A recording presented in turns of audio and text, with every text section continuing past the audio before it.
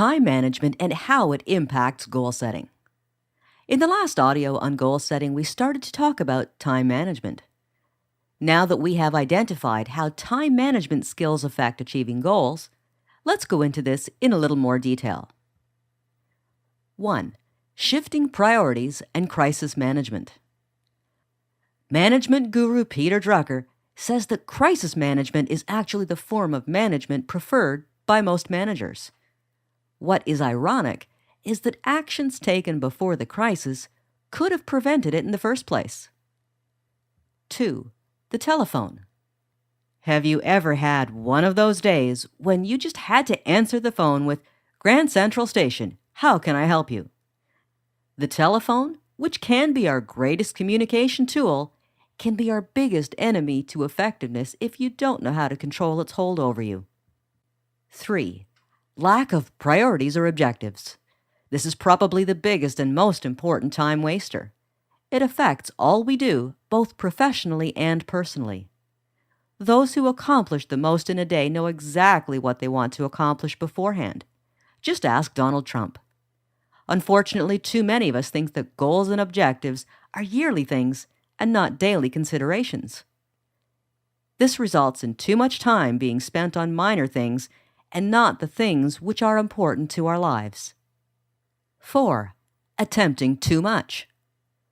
Many people today feel they have to accomplish everything yesterday and don't give themselves enough time to do things properly. This leads only to half-finished projects and no feeling of achievement, as all the things are done in a hurry and appear rushed to others. 5. Drop-in visitors. The 5 deadliest words that rob your time are, "Have you got a minute?" Everybody does it. Colleagues, the boss, your peers, and your family and friends. Knowing how to deal with interruptions is one of the best skills you can learn. 6. Ineffective delegation. Good delegation is considered a key skill in both managers and leaders of homes and work. The best managers have an ability to delegate work to staff and family members to ensure it is done correctly. This is probably the best way of building a team's morale and reducing your own workload at the same time. The general rule is this: if one of your people around can do it 80% as well as you can, then delegate it. Procrastination. The biggest thief of time is not decision-making, but decision avoidance. By reducing the amount of procrastinating you do, you can substantially increase the amount of active time available to you. The inability to say no. The general rule is, if people can dump their work or problems on your shoulders, they will do it.